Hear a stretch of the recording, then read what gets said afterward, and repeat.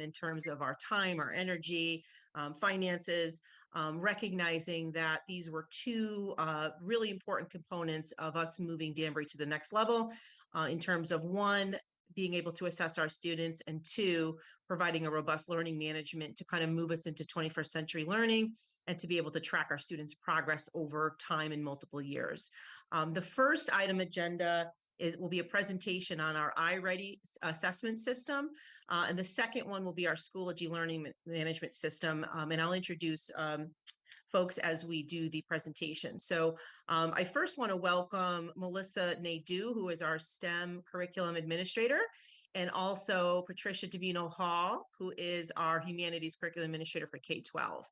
And they were instrumental in helping to launch the iReady assessment system, recognizing coming out of the pandemic, really the need to be able to pinpoint very strategically where students are, especially in a time and place when our students come to us in grade levels and they're looking very differently. So how is it that we can pinpoint and really strategize on targeting instruction at very key places, using standards and using this robust assessment system to help support the teachers' work and to help parents also to understand where their students are. So I'm going to turn this over to Melissa and Trish, who will talk a little bit about the assessment system and what it is, what it can do.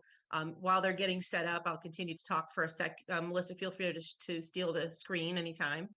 Kara Wanzer presented a lot of data in the last meeting, and we did have conversations around making sure that we're targeting our students and understanding and digging deeper into more sensitive assessments that give us better information than some of our broader big ticket items like ESPA and NGSS and SAT. So this really helps the teacher at the teacher level, and I will let Melissa and Trish, who have been instrumental in leading these efforts, talk to you a little bit about just sort of a high-level overview about the assessment system so that the committee and the board understands what it is, what it's capable of, and why we use it. Melissa, Trish? Hi, good evening, everybody. I'm Trish Hall, and I'm here to talk to you a little bit about the iReady assessment. And so when we look at iReady and why we chose iReady was because our former assessment was STAR, and it never gave us the drilled down data to actually make teacher moves. And so with this new iReady diagnostic, we're able to get both criterion and norm reference data, and it gives us a high predictability around how well we can perform on our SBAC assessments. And so what we've done is we adopted the iReady as a diagnostic assessment, and it was built from college and career readiness standards for both reading and for mathematics. It's an integrated system that reflects teaching and learning that's happening right in the teacher's classroom. iReady assessments provide comprehensive insight into our student learning across the K-12 skills that pinpoint student strengths and their next steps for instruction. So where are the students now and where do they need to go? So then it also shows us an aspirational, attainable goal for each individual student. So it sets up targets for both stretch targets and attainable typical growth targets for our students, so that the teachers know where to reach the students and how to push them to attain those goals. Excuse me. In the iReady learning system, it engages students through motivating, personalized reading instruction and math instruction based on each individual student's skill level that the diagnostic assesses. And so it will provide the teachers with these resources for both whole class and small group instruction that fosters student growth and aligns to grade level learning. That's the critical piece. All of these digital resources are put into place for the teachers on this iReady platform. And it also allows teachers to save some time in their planning so that they can really spend the time drilling down to each student's need and hold those students at that high expectation level. We go into the diagnostic assessment. I don't know if we're on slide 3. Thank you. You may be wondering how this diagnostic assessment works. It's actually adjust based on each student response to a question. Each of the students, as they answer a question correctly, they see more difficult items and questions. And as they answer items incorrectly, it drops down to an easier question. It adapts to find the precise proficiency level of each student at their level. Perfect. So the iReady diagnostic actually starts at one grade level below the student's chronological grade. So if they're in fifth grade, it starts them off at fourth grade questions and standards, and then it will go from there to either, as I said earlier, if the student is getting the questions correct, the questions get harder. If they start getting questions incorrect, they get a little bit easier questions, so that it levels off to get a proficiency and range of skills for the students. They're expected to get about 50% of the items correct and 50% of the items incorrect, so that that proficiency or range of skills is identified much more accurately. The iReady then generates an overall proficiency level for each individual student in both reading and math. And it also identifies each student level by domain. The information on the diagnostic gathers information from iReady diagnostic, identifies the student's strengths as a foundation to support to targeted instruction for the teacher. So the teacher gets true, accurate data about where that student is. It also can inform the next steps for student growth, which is captured in these iReady reports, which Melissa will talk about in a few minutes. But what I thought it would be fun for us to do is to practice a little bit on our own. And I'm going to give you a chat. And if you can click on this link in the chat, I thought it would be fun for you guys, if you're interested, in playing around with this diagnostic simulator. So I put in the chat the simulator, and if you click on the third grade or the seventh grade, the orange ones, either of the orange, you could choose which one you want. You could play around and see and experience what a student actually does experience when they're taking this assessment. Of course, I encourage you to get some answers wrong so that you can see how the questions get a little easier. We're going to give you a couple minutes to just play around with that. And I wanted you to think about this as you're going. What do you notice about the diagnostic, and how powerful it can be to benefit students and teachers as you're going through this experience? And I'll give you like maybe 2 minutes if you're interested.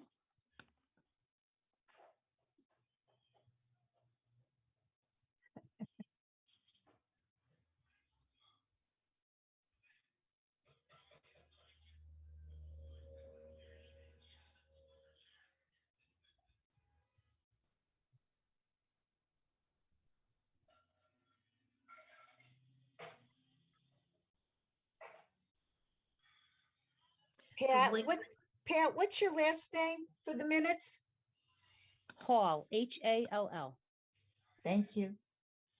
Because I see Divine on the screen. So people hyphenate my name, my last name, and they put Divino -Hall, but my actual last name is just Hall. Okay, thank you. You're welcome.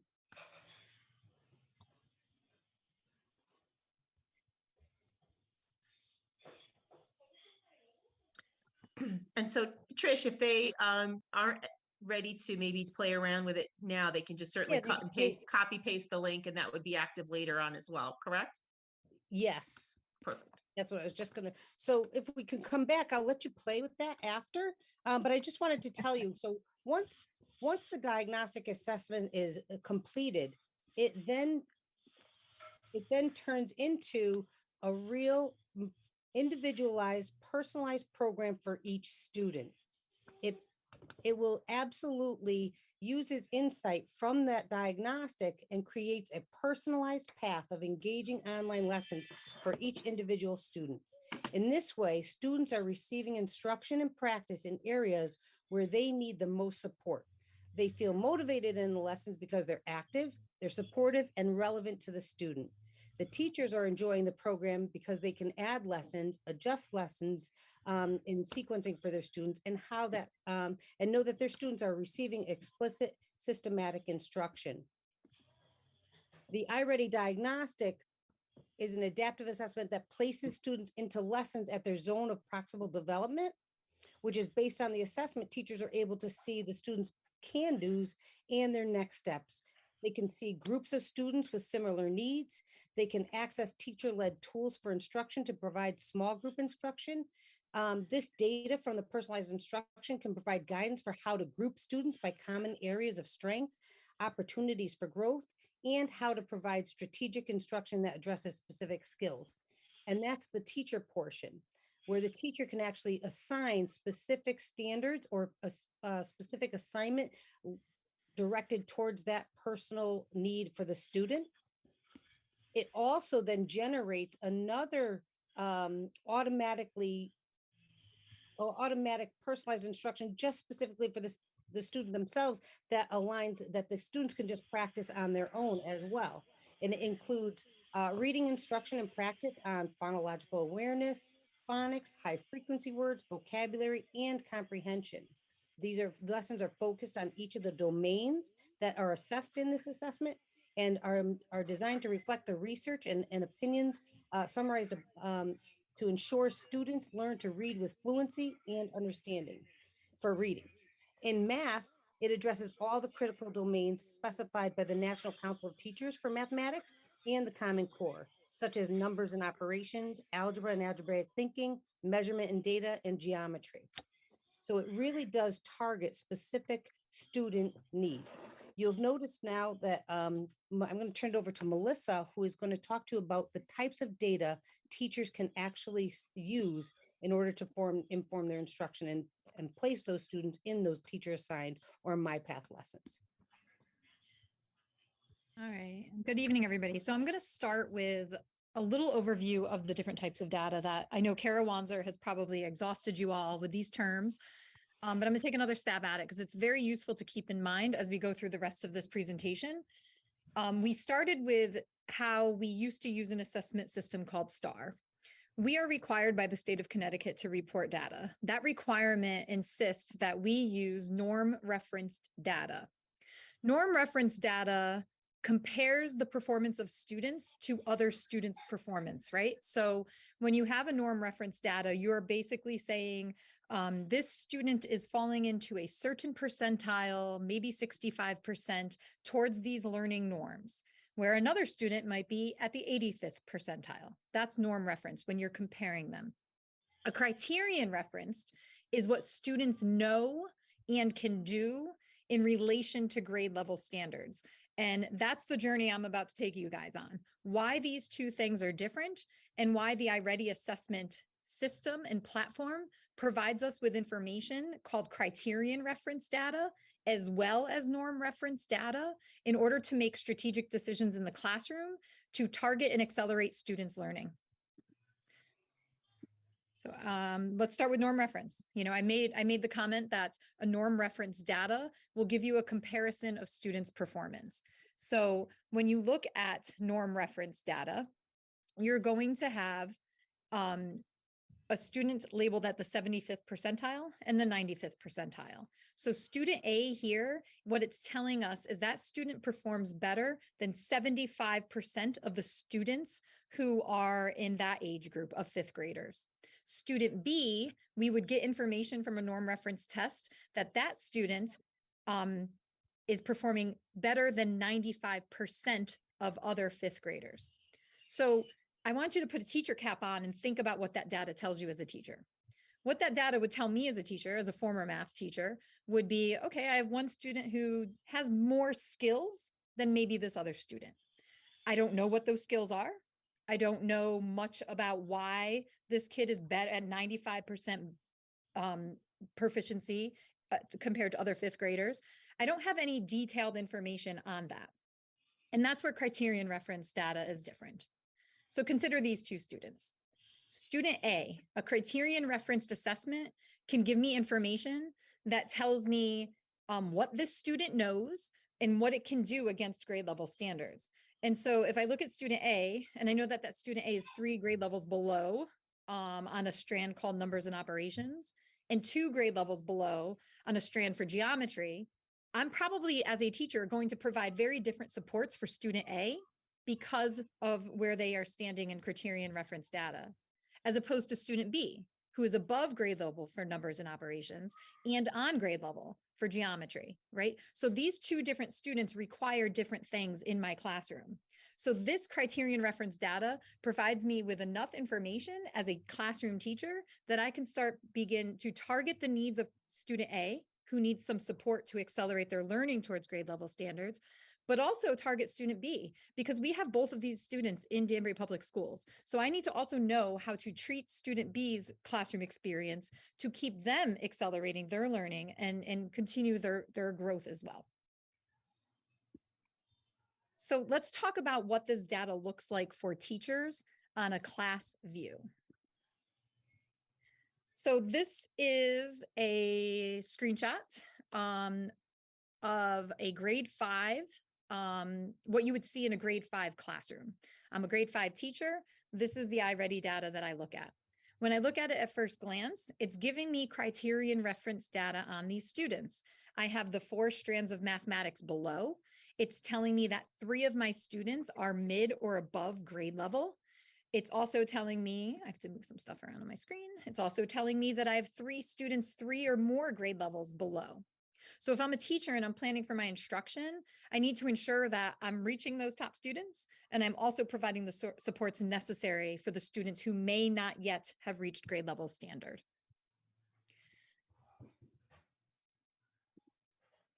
So this is another score report that teachers would see. This shows grade 5 class, and I'm going to take you through some steps of criterion reference data. The first information I get is a scaled score.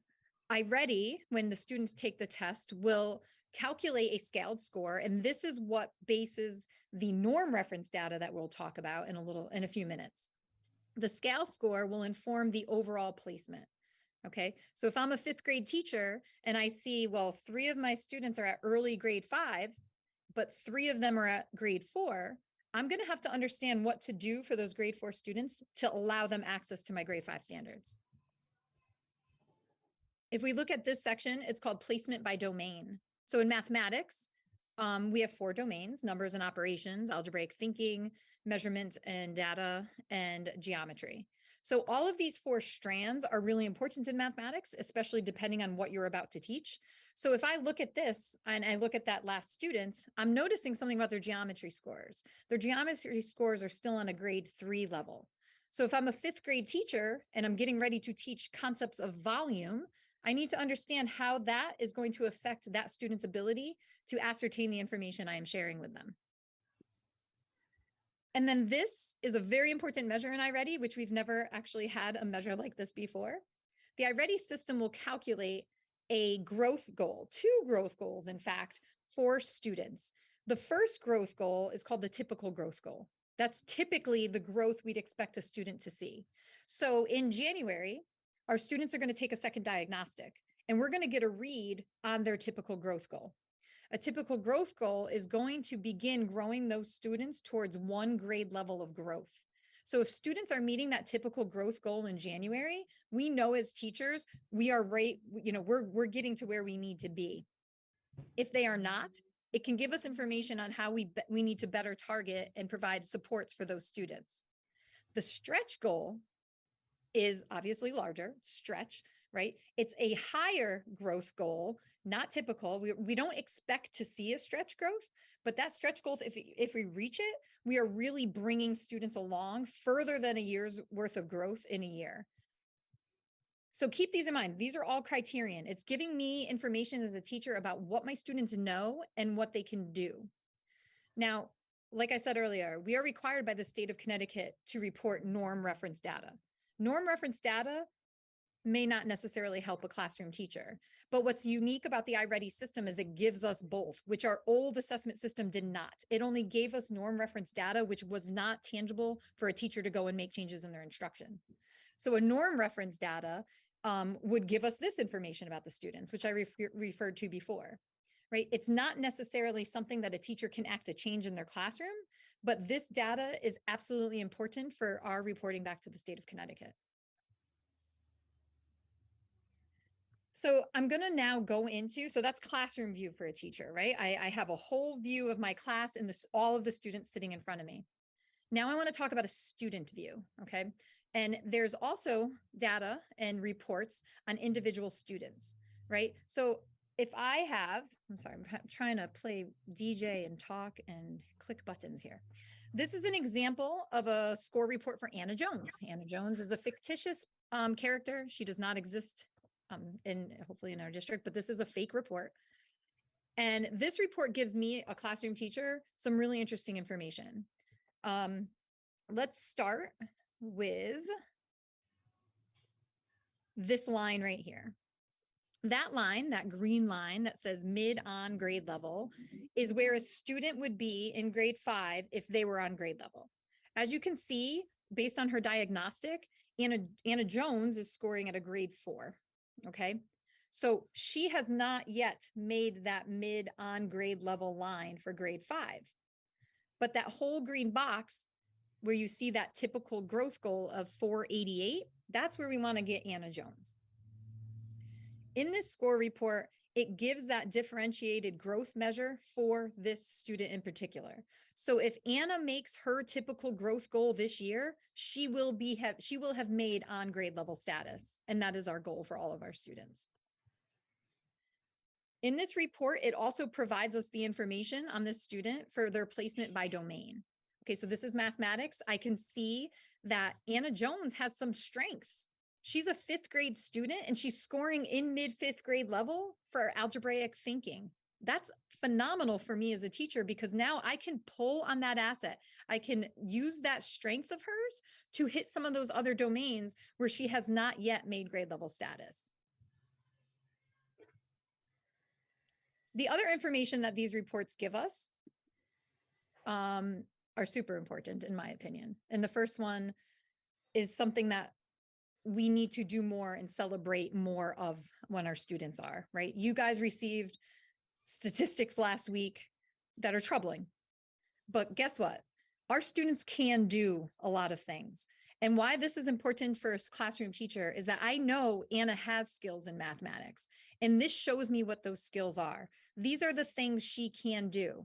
And if I can pull on those assets, I can give Anna success in accessing the material that she has not yet had the opportunity to learn. And that's extremely important for a classroom teacher. The other thing these reports do for the teacher, not only just the classroom teacher, but any support staff who may work with these students, is give them next steps and resources aligned to the skills that will get Anna to reach that typical growth goal. So if you look here, the next step for Anna is to go into subtracting multi-digit numbers. As a teacher, when you have a classroom with varying needs, having this one access to click and get the resources to meet Anna's needs, whether it be in the small group in the classroom or whether Anna's going to a school support specialist for extra help, is extremely important. It frees up the time a teacher needs by providing everything right there instead of them having to search for the resources that will help Anna meet her needs. And there's also things called tools for instruction. As a teacher, this provides mini lesson plans that are very short and targeted to get Anna to a point to understand what those topics are in her next step resource area. So the next feature is instructional support. Okay, so we talked about the reports that give you a snapshot of your whole class. We talked about the report that gives you in-depth information on a student. Now, how is a classroom teacher, when I have 26 kids sitting in front of me, do I meet all of those varying needs? And sometimes just an hour of mathematics a day. Okay. That's what these reports are going to give us insight into.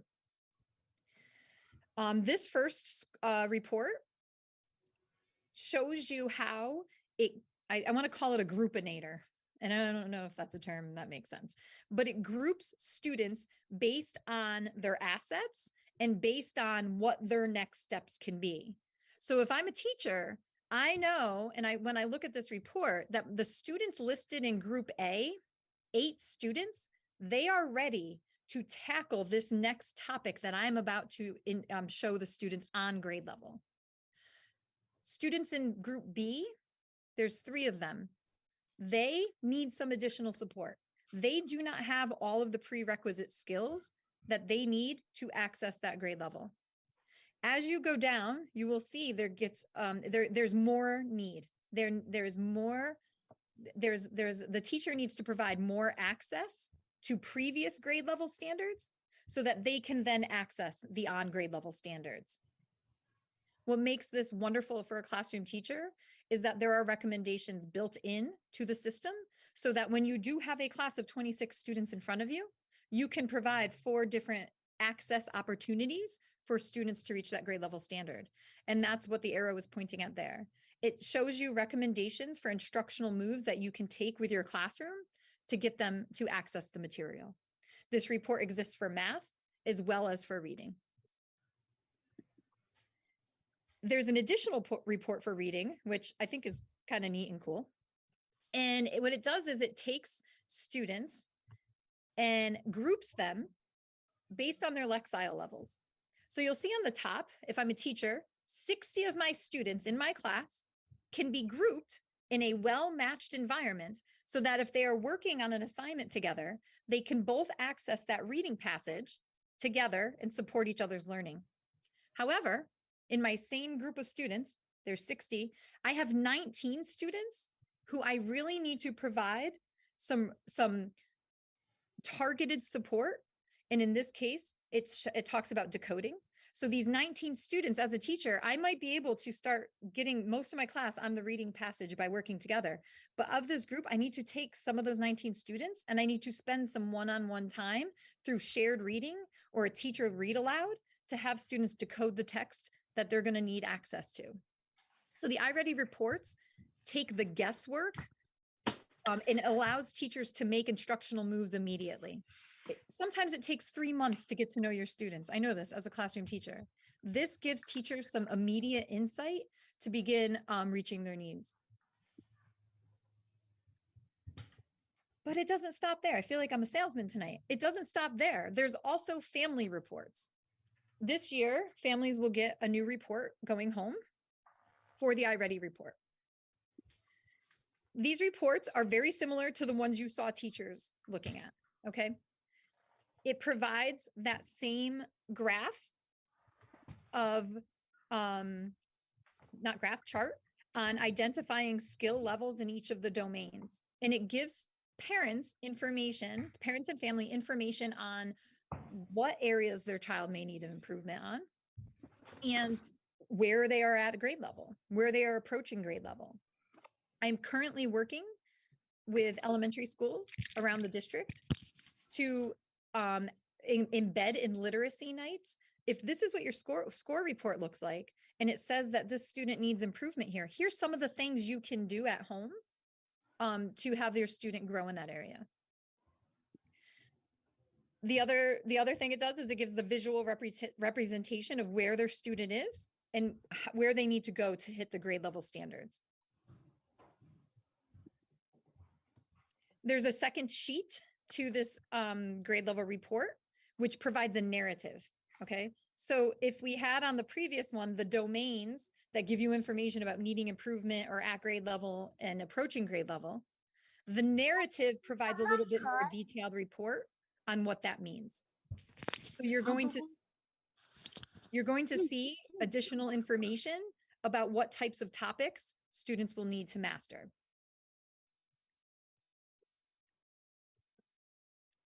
So that's it from me. You know, I'll stop sharing because nobody wants to see thank you written 1,000 times.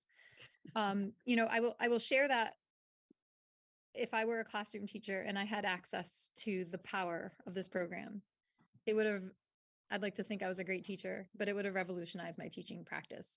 And from the conversations I've had with classroom teachers who are implementing and using iReady right now, it is changing how they see the use of time in their classrooms. And when I hear teachers telling me that, that means more to me than anything I may think or feel about the assessment system. So thank you for your time tonight. I'll pass it back to Kara. Thanks, Melissa. Thank you, Trish. Great job on that. I just wanted to just add to that, that a really key part of the assessment system that we put into place here is allowing teachers the time to actually use it and to understand it. And we've dedicated a good deal of professional development time this year, especially at the beginning of the year, and we'll be spiraling that through the course of the year so that teachers can use this tool and plan accordingly. So it has been well received.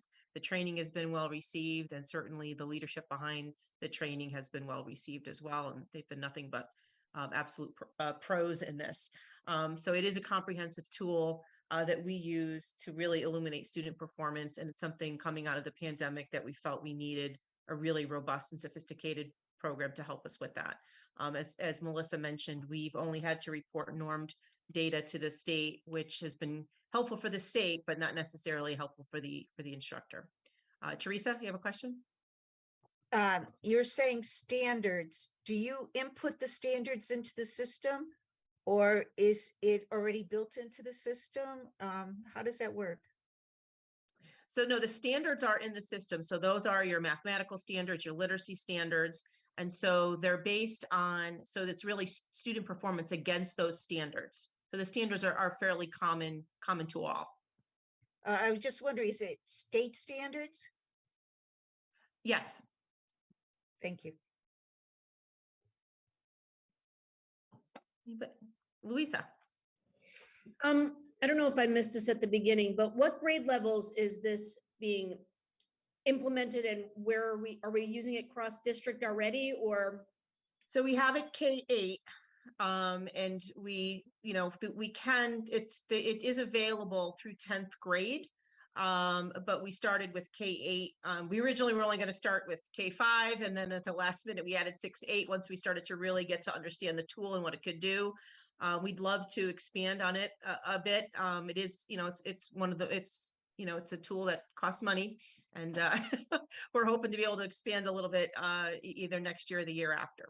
So if I'm understanding with this program, I mean, you can specifically get to individual children and identify exactly, pinpoint exactly where they're lacking and how, and additionally are getting the tools built in on how to help them in that area. Yes, it's a tremendous tool for a teacher. It's a gift. Fabulous. Yeah, it sounds fabulous. I wish it was there when my kids were in school, because it sounds just that it makes the whole process, and I don't want to say easier, but just able to you're able to get through to that answer to that question on what each child needs much quicker. Absolutely. It creates a really efficient process for the teacher to be able to quickly organize to do their planning. Teachers are, respond to what happens on a daily basis. So to be able to quickly plan a new lesson for the next day based on what they're seeing in class or in between assessments is really, really important. Additionally, some of we have the middle school level, we do have some places where we have an adaptive piece where in addition, students can have adaptive practice that's designed and personalized just for them. It's an extra feature in the program, and we are using it in some limited places right now to see what we can do with that. Thank you. Yep. Anything else? Yes. Michelle, do you have okay. Sorry. So I think some time back we had talked about the ability for any student, let's say they were just getting by in algebra and they decided to take an honors course, right? You'd said anybody is available to take any course. Would this system really identify the fact that they shouldn't be in that honors class and kind of, you know what I'm saying? Like, if we can really target in and say, all right, these are your strengths and you're 3 grades behind. And then they go to apply because, I don't know, certain things happen. Their teammates are on that in that class. Wouldn't that really kind of almost put the teacher in a disadvantage knowing that they aren't even prepared to be in that class according to this iReady program? Just wondering how, looking down further as the assessment really takes hold and the practice that we have where we would allow, or entertain that, almost making it more difficult for the teacher. Sure. So, as students move up through the grades, most of our students have grasped some level of the content along the way, whether or not they were several years behind or they're a year behind. And what the assessment does illuminate the places to target. And so where, Michelle, I may have been a little more concerned about that in the past, this assessment will allow teachers to close that gap down pretty quickly. The goal that we've been focusing on over the last couple of years has been to really flood our elementary level with a lot of support so that we have less and less kids coming out of K-5, 6, 8, needing such drastic remediation, if you will. And so this assessment will, again, help to accelerate that process. I do want to ask Melissa Nadeau, this has been a topic of conversation that we've tossed around for quite a bit. We do have an open enrollment system. Part of our open enrollment system, there's a counseling piece that occurs as well about where students typically are in terms of their skills, and students get some guidance on where they may find some success, but also still be challenged enough for that stretch learning. So, Melissa, do you want to talk a little bit about, because this is probably more of a common problem than you think with our students being where they are, especially with the data that was presented last week. We have students who are not on grade level in some areas. Yeah. So are you asking me to speak specifically to enrollment in like AP courses or honors? Like, is that what you're asking me to speak with? Okay. So, Yeah, like, go ahead. I'm sorry. I didn't mean to cut you off. Did you say? I guess, right, where you start to be able to select those courses, so those are higher grades than 8th grade, right? We're moving into high school where we're just talking about possibly 10th grade, extending it to that level. So, I mean, I hope that we can extend this assessment system. It is phenomenal, right? So, I guess I'll start with this. What I hope this assessment does for us is gives students the opportunity to get on grade level before this question, is even an issue. I hope that we can use this as an advantage to do that, because all students deserve opportunity to learn at high levels. The second way I will answer this is, I'll just start with our current classes and how they are enrolled. I don't think we have an overabundance of students enrolling in AP classes that don't belong there. Our classes are actually relatively small at the AP level in most cases. I will not pretend that many kids struggle in our AP classes because AP classes are hard. They are college level courses. So many times we are developing ways to improve skill work over the summer prior to them coming into our courses. We have various conversations across math and science in particular, right? Because they're interconnected. You cannot take a science AP without having math skills. And you cannot do well in math without have critical thinking skills that are really developed in science. And so we spend time in our professional development sessions, crosswalking skills that are really necessary to be successful in an AP, but also an honors course. And I won't pick on the two ladies who you're going to hear from next, but I think very highly of them. Amanda Peterson has been at the high school for many years. She is now at our middle school level. But she has been an integral part of that work, right? So like when we look at how do you support a system, how do you support a student through a systemic vision to be successful in those classes, it's a conversation that we try to have between departments to look at those skills along the way. I think where we have struggled in Danbury is once they get, we have to get them to the high school to even be able to have the opportunity to choose any class. Where what we need to work on is that path, that learning progression that occurs between the K through 8 realm, especially when you have 13 elementary schools filing into, 3 schools, soon to be 4. And then those 4 schools filing into one large comprehensive high school. How do we really design a system that's based on a learning progression that will have all students master these skills prior to that choice happening? I think it will be another data point that we can use to successfully counsel kids into the right decision for their learning progression. Thank you.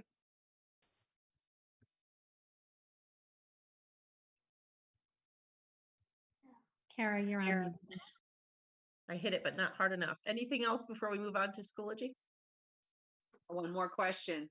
You mentioned that it's an expensive program. I did speak with Kevin Watson last night, and I had asked, what is the cost of this program?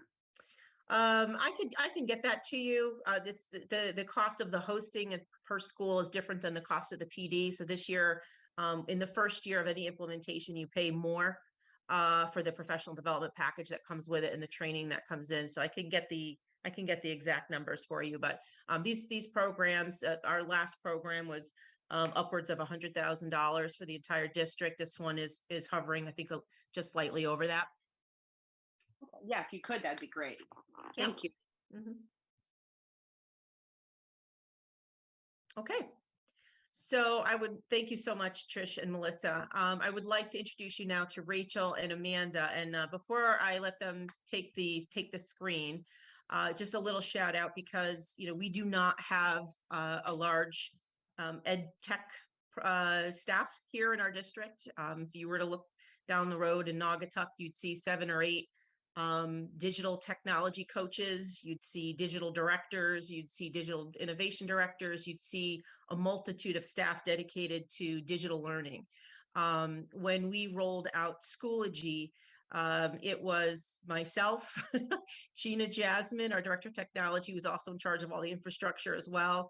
And then Rachel and Amanda, who volunteered to step up to help us out and have been just doing incredible work to really dig into this learning management system and to help not just teachers to navigate the shift, which has been definitely challenging coming off of our pandemic and our use of another tool and getting used to something different, but also their patience in developing tools and resources for this program. So I just want to thank the both of them because they've been amazing. Rachel is our STEM supervisor for 6-8, and Amanda is our STEM coach at the middle school level as well. And they have been fantastic. So they have been really in the driver's seat of a lot of the teacher learning on the teacher side of this and been super, super helpful and resourceful. So with that, I will let Rachel and Amanda talk to you a little bit about our learning management system and some of the whys of switching and sort of the urgency behind why we needed to do that. Thanks, Kara. All right, Amanda's sharing. So Kara introduced us, but just a little bit of background. In last fall, all of the secondary principals, department heads, and coaches got training on Schoology. I was in a unique position because I taught a class, so I kind of asked and volunteered if I could jump right in and start using it with my class in December, which I think then ended up being the reason why I became like the liaison for Schoology and the rest of the training, and Amanda jumped on board. So we've got a lot of experience with this, and we're going to kind of talk you through about 5 different things tonight, like the power of Schoology, why we're using it, how it works and looks, portfolios, and how it connects to Portrait of a Graduate and the work we're doing there. A comparison with what we had before with Google Classroom, and just kind of a slight training rollout overview. First is just kind of the power of it. We really, it's a learning management system. You might see it shortened to LMS a lot of times. And with learning management systems like this is what students are going to find when they go to college. All the colleges and universities are using things like Canvas and Blackboard. And so Schoology will really provide them that kind of stepping stone in order to get to that preparedness for what college life is going to be like. It provides them with really this like platform for interactive learning through the computer that's not just like a Zoom call right now. or just a place where they can gather files. What we can do on Schoology, kind of like the big, what we can do is we can create courses right into Schoology. We can use materials, we can share out materials. We can also create lessons and activities where we can actually assign standards to the lessons themselves. Schoology has the capability to connect our grade, like the grading can be done right in the Schoology platform, and it syncs with our PowerSchool gradebook systems. So that's really nice. And like I was saying before, it is a system. Google Classroom, while it sounded great and it met our needs for the pandemic, it is really just a file sharing platform. There's not a lot of interaction that can be done through Google Classroom that you can get through an actual learning management system. So how it works and looks is extremely important in what you're going to see when you go into Schoology. So the first thing you see is when the kids sign in, they see recent activities. So here's kind of that other connection to Google Classroom where they just get a feed of everything their teachers have posted for all of their classes. I would like to pinpoint here that we also have what's upcoming, their reminders, overdue. So they're constantly getting these reminders. You see that same thing again when they go to their course dashboard. So now the students can go in between their different classes, but they're still getting all of these reminders. And when they go to a specific course, they're getting that specific course reminders and things that are upcoming. There is also a calendar feature for our students so they can actually use the calendar up here. Blue on blue is a very bad color choice, sorry. I did circle it, but it's all organized in one place for them. You'll also notice, I should point out, we have folders. So the organization part of Schoology, as a teacher, I can say, here's everything that goes into Unit 1. And I can put it in there. I think that's actually my next slide. Nope, it's not. You'll see it later. It's later in our presentation, but it folds out so I can see specifically what I'm doing, and it just allows more freedom for the teacher. So I have also been involved in a lot of the different subcommittees of some of the Portrait of a Graduate work that's happening here. And something that was very powerful and a very strong push for us to move to the Schoology platform is that there is a built-in portfolio section that students can utilize through Schoology. And this portfolio feature is really kind of special because while with Google Classroom, you could create like different files and a class where you could house a portfolio. These portfolios in Schoology will actually follow the student. So they're not attached to any specific course. They go with the student. So right now, 6-12 students could start things in grade 6 and collect and organize and start building towards the attributes of Portrait of a Graduate from the time they're in 6th grade all the way until the time they graduate. So it will all be housed and it will all be connected to them. It is their personal portfolio shared with any of the teachers they currently will have. But and if we expand this to kindergarten, this can even start as early as kindergarten. And then it really comes down to what is this comparison? And the comparison between Schoology versus Google Classroom. So this is the same teacher, different years. And so this is the teacher's honors algebra 2 class right now, where here's Unit 1 and everything the kids need for week 4 is listed here. Then if you look at what happened with Google Classroom, it really just was a stream of information and there was no nice way, capability to organize it. So we wanted to make sure we showed you the side-by-side comparison.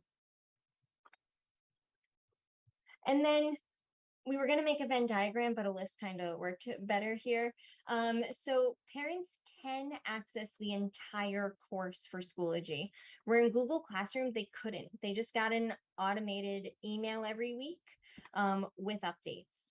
Schoology has some really good accessibility features where they have text to speech. And so the students can actually now click a button and whatever that announcement was the teacher just made will talk to them. There was none of that built into Google Classroom before. Both of them do have mobile applications. Both of them work with Google applications. So students can still hand in Google Docs and teachers can still assign a Google presentation that the kids fill out, still capable within Schoology. Schoology does sync with PowerSchool, Google Classroom does not, and it really does prepare students for learning management systems in post-secondary schools, because as Rachel said earlier, there's three. There's Blackboard, there's Canvas, and there's Schoology, and those are the three that are used. I should also add, as Rachel was talking, sorry, I remembered another thing as well. Schoology does have a feature where the kids can create inside of Schoology. So if you create an assignment, there is just a text feature where they could type or they could insert a video and they can make that video on the platform itself. They don't need any special tools or extensions. And so I think kind of the final thing we wanted to share out really is how our training rollout has happened. As I mentioned earlier, in the fall of last year, 2021, the administration, the department heads and coaches, we were all kind of given this initial training. We then moved into super user training where we had about 40 to 50 6-12 teachers volunteer to get extra training and start piloting this work. In the spring, we kind of trained everyone on little like 2 to 3 hour virtual trainings so that they got kind of an overview. Over the summer, Amanda and I did a lot of work on making little mini tutorials and videos and little just how-to documents so that teachers had a nice go-to place for little references. At back to school, the first week of school, anyone who was not trained in the spring got trained, and as well as we offered to some teachers who just needed a refresher. There has been some additional PD, we're about right smack in the middle of it, that the department heads are getting right now, and coaches, where we're learning just to go deeper and get some more information and use some more of the robust tools that are provided with Schoology. We often, with any new platform, there's growing pains. And so we have, when some teachers have expressed a little bit of frustration, we have said, look, yeah, we can do all these cool things and we will, but remember, we're kind of in the crawling stages of right now. So if you're learning to walk, we're crawling and we're using it at the basic level. And we are going to grow with this and be able to really use the whole robust offerings that it provides. Questions?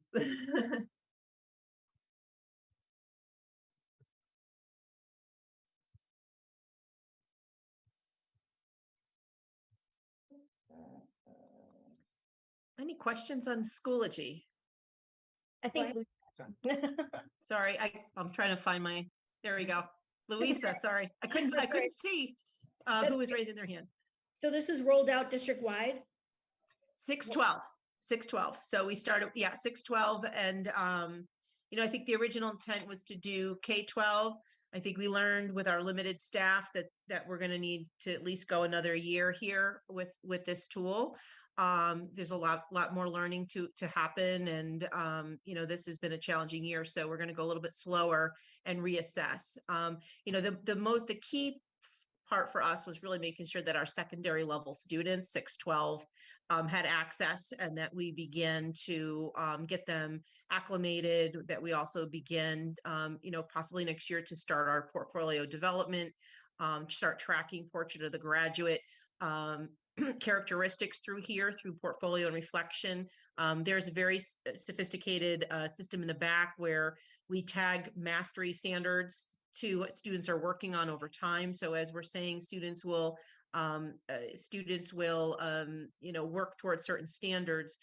These are embedded in the system. And so, across courses, if a teacher was working on Innovator or the Collaborator, and they were assigning and tagging assignments that lent itself to practice in those areas, we could track that across the system. We have the capability to do that, and especially through a portfolio system. But that will come with time. We're going to start. I think our kickoff for our K-5 future, the portrait of the graduate continuum will start in a couple of weeks. And so at some point, hopefully by the end of the year, early next fall, we'll have a full K-12 continuum. And then we'll see, what we can use the system for. One of the great aspects of this is that you can build courses right into Schoology. We have a lot of curriculum that we're going to be organizing with the Academy. We'll be organizing academies and pathways, and need a very, structured way to organize the different courses that go with the different academies. And this will be a very helpful tool for us to be able to do that, where we can push courses out through that.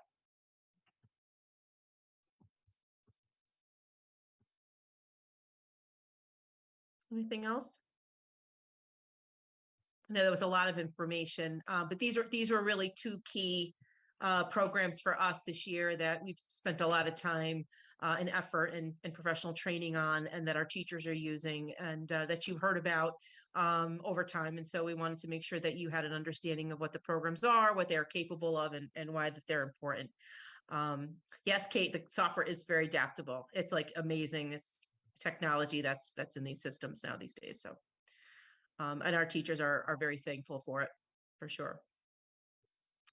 All right, well, if you have any questions or something comes up later and you think of something, or light bulb goes off and you want to do a follow-up, please reach out and send me an email, and we'll be sure to answer your questions.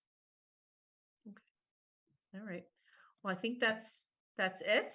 I will touch base with Lauren and make sure that she's updated. And Teresa, thank you for taking notes. I see you working feverishly over there to capture it all. And we will see you at the next meeting. Do you need a motion to adjourn? Motion to adjourn? Yeah. So moved. Moved by Louisa, seconded by Teresa. All those